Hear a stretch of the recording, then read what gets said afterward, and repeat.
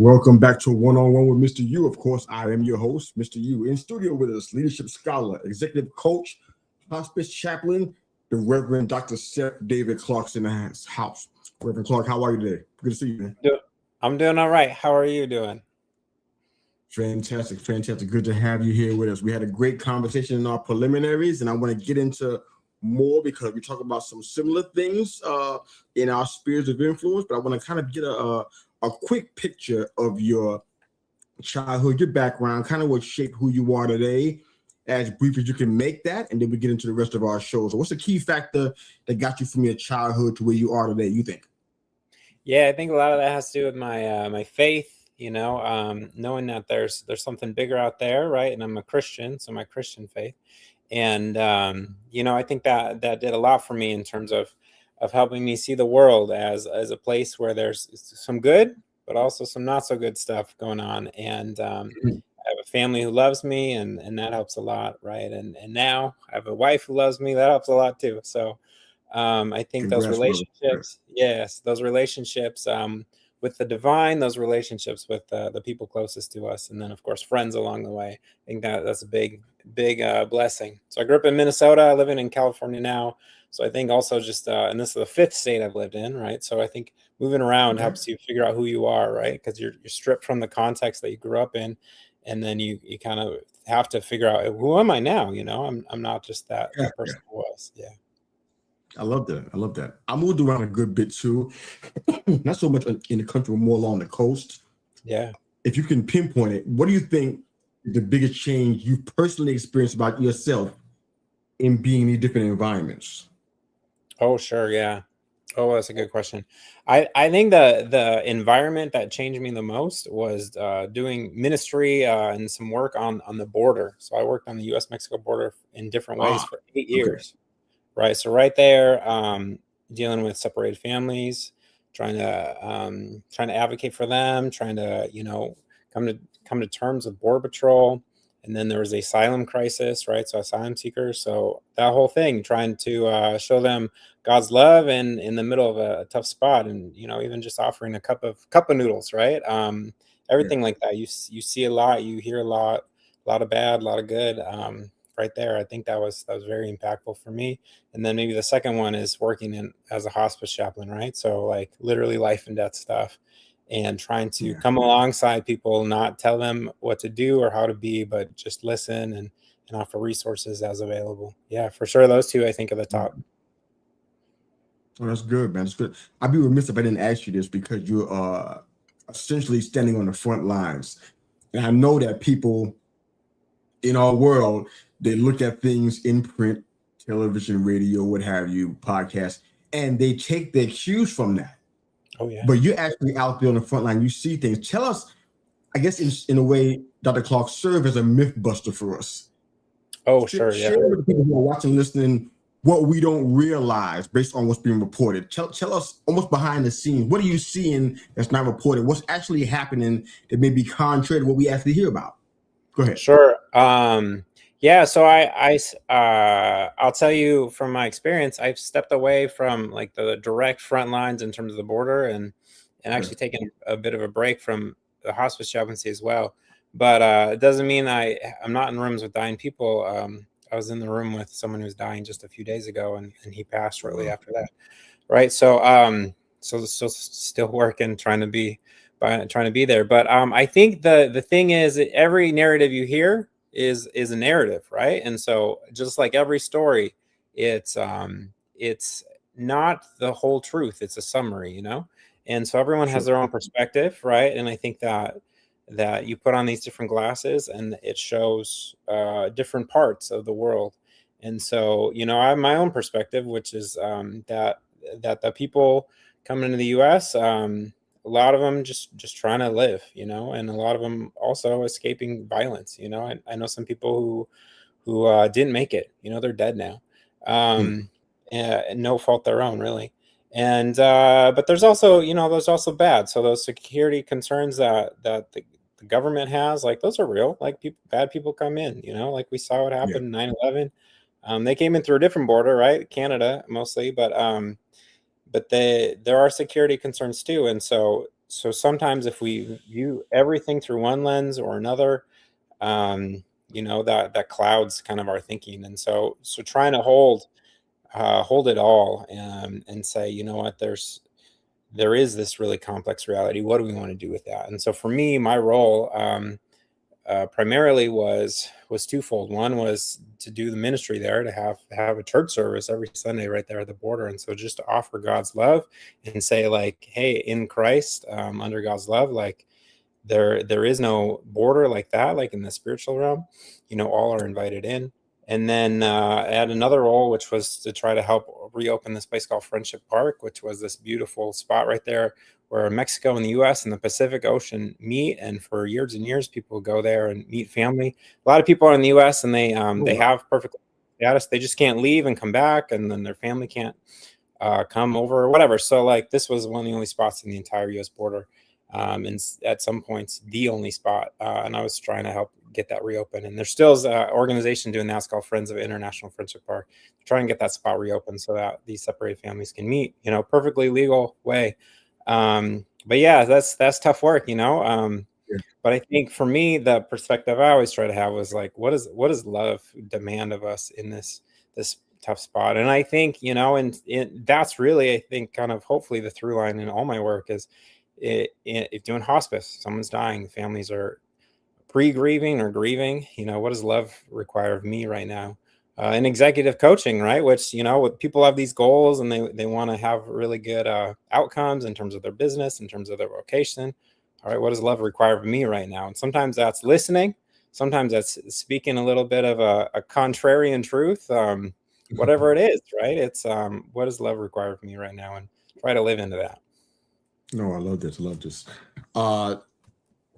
You and I had part of our discussion was about leadership. And unfortunately, anytime I talk to somebody, I can't help but talk about leadership. It comes out of me like air.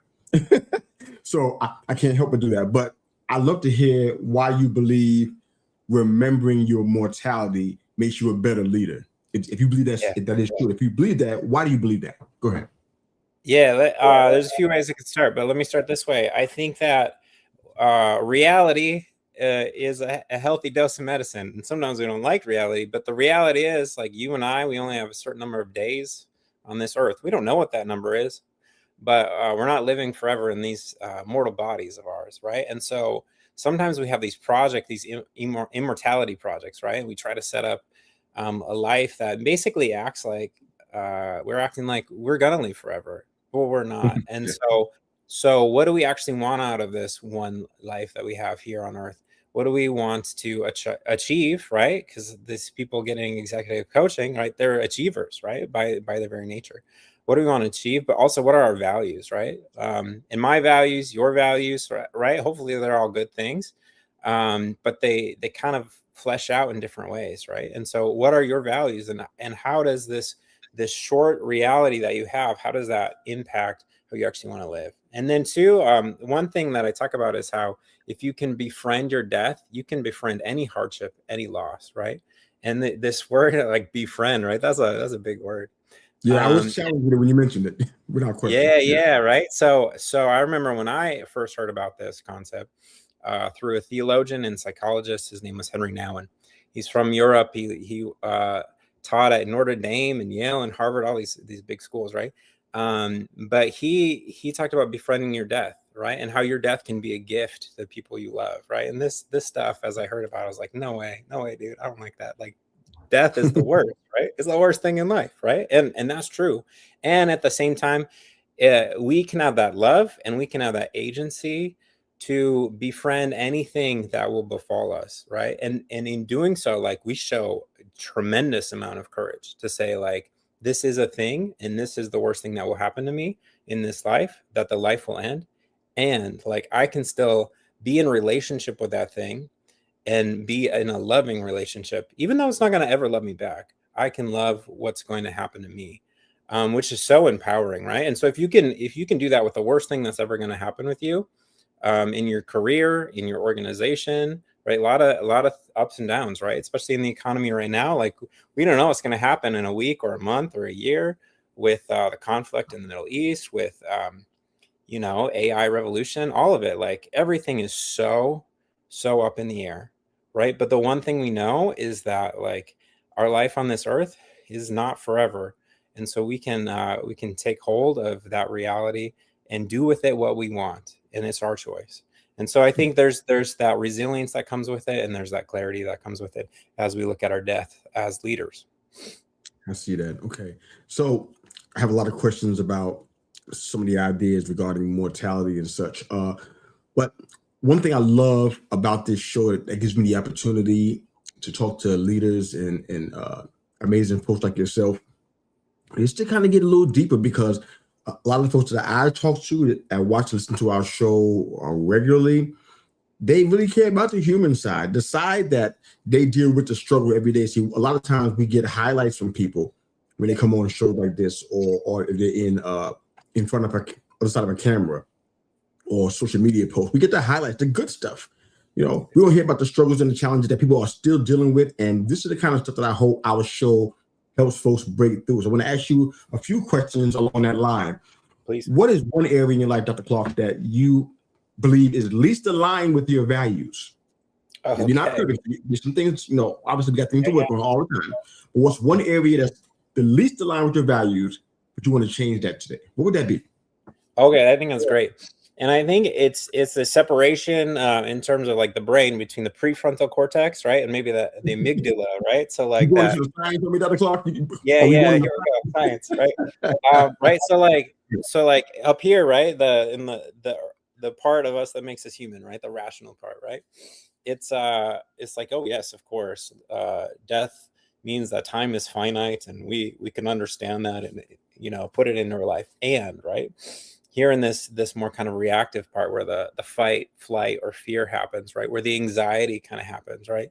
For me, right, and I think for so many of us, it's that we have these values, we have these ideas, but in terms of like how our nervous system acts and reacts to things it's not always there. And I think that's true for me, right? So sometimes when I'm talking about all this mortality awareness, right, I'm aware, right? But a little bit deeper down in the psychology of it, my body hasn't caught up, right? So I'm still in kind of occasionally fight, flight, or fear, or anxious about this or that, like these things that really, if the truth of what I'm talking about is true, right? Well, let's catch up. And so that takes longer. It takes longer for that kind of older, more ancient part of our brains to really believe this stuff, right? Because it's there to save us from lions and snakes and the bad guys who come into our villages and whatever, right? And so it has a harder time just coping with these kind of deeper truths that our mind, like as humans, we can really understand. And so I think that's it, right? That's where maybe I'm out of alignment, is that like, when something happens and it's like I'm feeling overwhelmed because I have too many things to do, or I have a 6 and 8-year-old and they're not listening, and we need to get out of the door, right? And so yeah, in this grand sweep of things, of course, I want to show them love and care and concern, and like, I know you're struggling with this or that, but like, hey, we got to get to school. We got to get to baseball practice. Right. And so, so I think that's where there's like, there can be more alignment. Right. And I think part of that is just kind of allowing myself that time to slow down, to kind of reset that nervous system. Right. So for me, it's through prayer and meditation, and just allow that kind of baseline to not be humming quite so fast. Cause I'm the kind of person who, I'm kind of go, right? But I need my nervous system to slow down sometimes,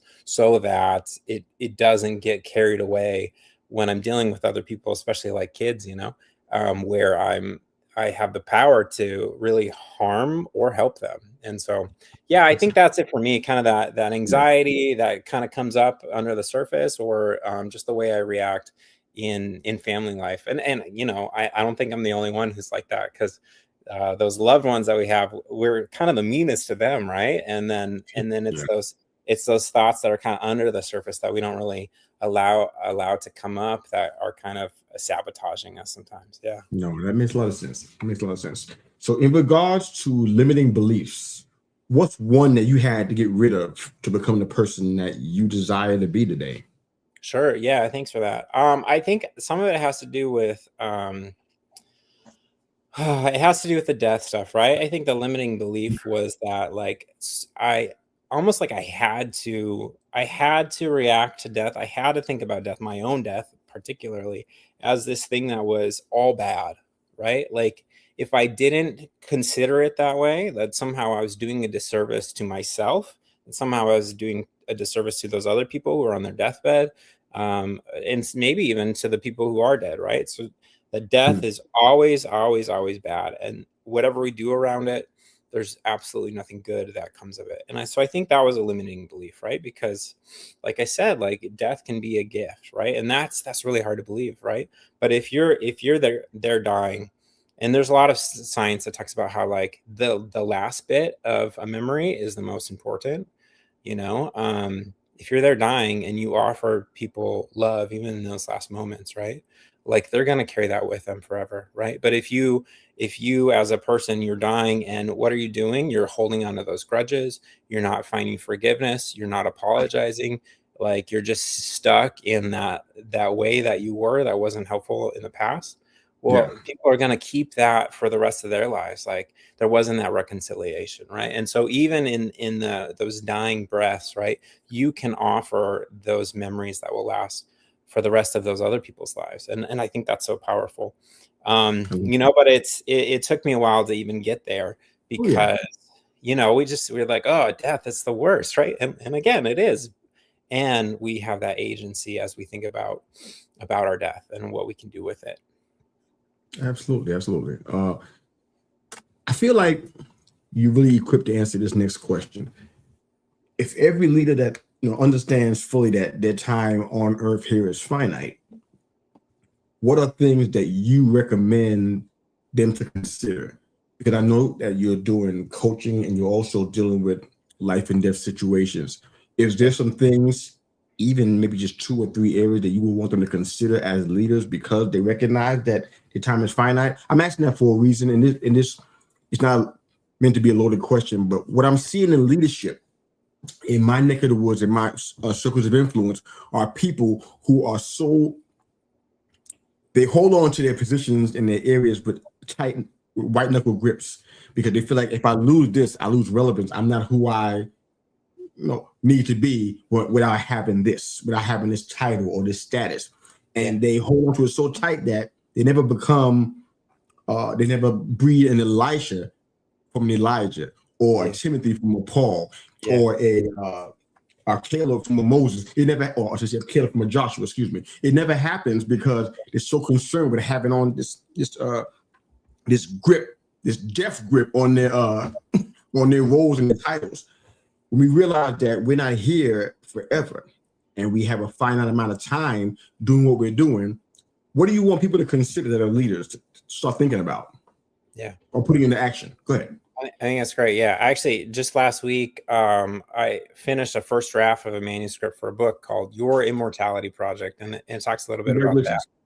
Yeah. Thank you. And so what it is in terms of that, your question, like, I think we need to figure out why we're holding on so tight. I think all of life is an understanding of like, what do we want to hold on to and what is it time to release, you know? I'm not a Buddhist, but I've studied Buddhism, and you know, for them, it's all about release, release, release. And as someone with my own perspective, you know, I think yes, release a lot of it, but also let's hold on to things, right?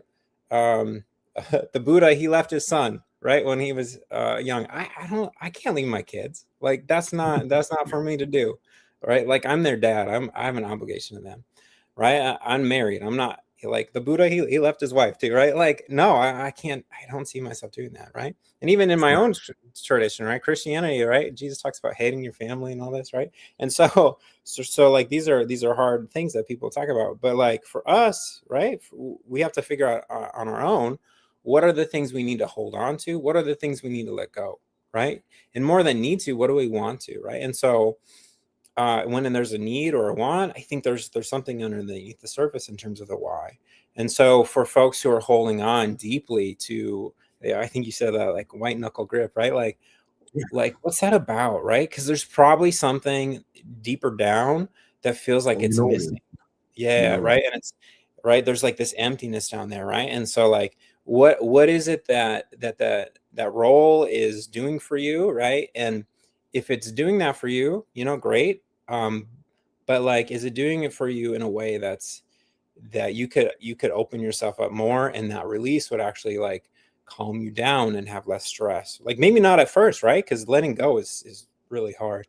But is there a way that you can come into like a greater capacity for leadership and for life by letting go of that, and finding something new, or letting go of that somewhat, so that that next person can come along, because we don't have forever, right? And Yeah. even if we live a long time, right, like our capacity in terms of our physical bodies, it might not be there. Our capacity in terms of our minds, it might not be there. I have family members who died of heart attack, family members who died of stroke.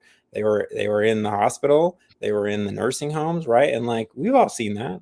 We've all seen that. And so like our time even on this earth, it might not be enough to accomplish everything we want. And so what are we going to do about what comes next, right? There's so many people who are leaders, like we've seen this again and again, and they have these awesome personalities and they're just so charismatic and everyone loves them, and they don't set up, like you're talking about, they don't set up the Elijah to Elisha, they don't set up that next person, right? Paul to Yeah. Timothy, whoever it is. And what happens? Everything falls apart. Nothing is as it was, because it's all based on that one person. And if you're doing that in your own leadership, like you're doing a disservice to the people around Mm. you. You're doing a No doubt. disservice to your legacy. You're doing a disservice to the organization itself. Absolutely. No, fantastic answer. Thank you, sir. Appreciate that. Yeah. Now that you've seen, I guess, the perils of life and death, if you will, up close and personal, how do you define success?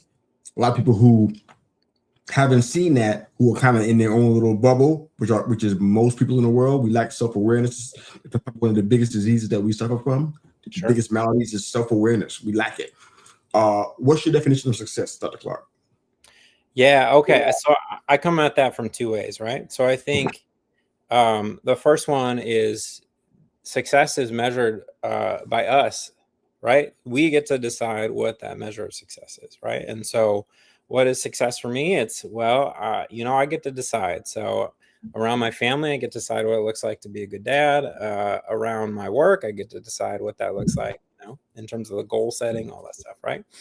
But like that leaves us a little bit more free floating than I think most of us probably want. And so for me personally as well, I think success comes from what I understand about the world and my faith, and so I think that has to do with like how the goodness of the world, that has to do with what God says. And so I think success has to do with that. And so some of that has to do with the three Christian virtues, right? Faith, hope, and love, and the best of these, the Apostle Paul says in 1 Corinthians 13, is love, right? And so that's the measure of success. It's similar to what I was saying earlier, right? Like, have I done this in a way that is conducive to love and is coming out of love, right? And so if something is based on love, I think that it's right. And what is love, right? That's a question philosophers and theologians have been talking about for millennia. Mhm. Right?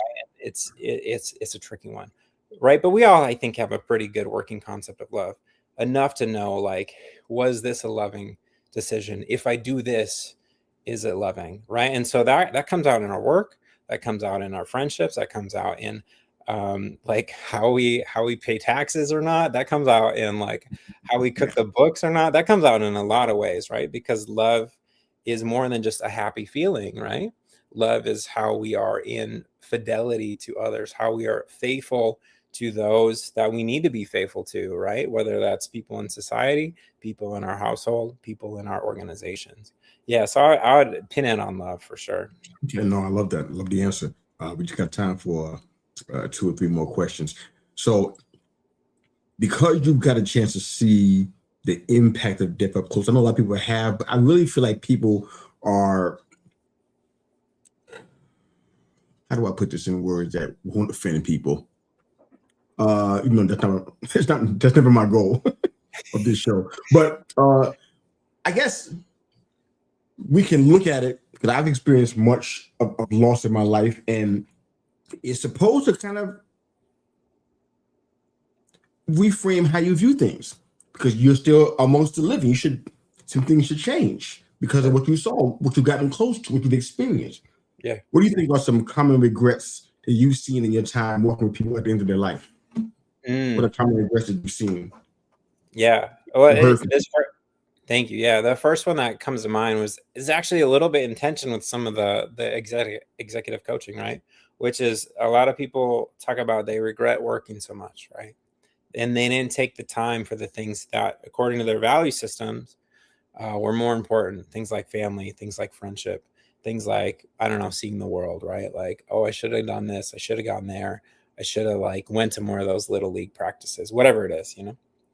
But yeah, I think people, they spend so much of their time, and like you're saying, with these people holding onto their roles so much as part of their identity, they look back and they say, okay, you know, maybe I made the money I wanted to, or maybe I had the power or prestige I wanted to, but at the expense of what? And usually honestly it's family.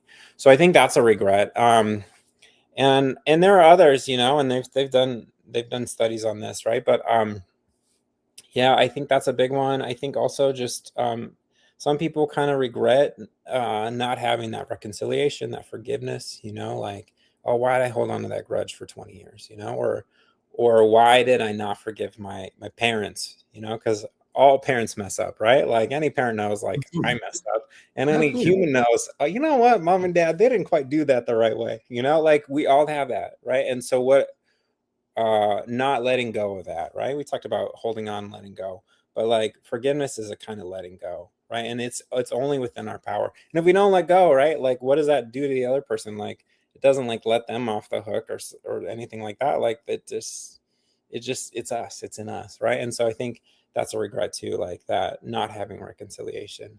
I think those are kind of the big ones, you know. And again, like it's back to the values, like not living according to the values we actually think we have or want to have. Yeah. All right. So this is my final question for you, and I'm going to give you the opportunity to let folks know where they can find your work. Sure. And contact you if they have any questions. Because you got a chance to see life and death up close, like I said, this is something that should change you. It should change the way you view things. Your mindset should be different. Like if somebody dies and they come back to life, you can't be on that side of things and come back and say, you know what? I'm going to do exactly where I left off. I'm going to pick up exactly where I was. It's really hard to understand that. Mm-hmm. So my question to you is, what's your big, hairy, audacious goal? What's your BHAG? What's the goal that, you know what? If I don't do anything else, this one thing, it's not, I don't mean general, I mean in specifics. What's this one thing you must accomplish? It's your legacy, if you will. It's going to be written on your epitaph, if you will. I got to do this. This is what drives me every single day. I got to make this goal happen if I don't do anything else. Do you have one of those? Yeah. Okay. So I'll do a little one and then a big one. I think my little one. Yeah. How's that? And little in terms of scope, but maybe really deep still is I want to be a good father, right? Like I think that's even the coaching, the leadership stuff, right? Why am I doing that? Is because like I want to provide a good livelihood for my family so that when my kids are going to college, which, you know, in 10 years, it's going to be what, $300. Don't rush it, man. Take your time, brother. Trust me. Take your time. Don't rush. No, yeah, don't rush it. But like, right, if college is $300,000, I have two kids, that's $600,000, right? And by then, right, it probably is going to be that much or more, right? Like, and my wife and I, we had to have some college debt, all this stuff, right? Yeah.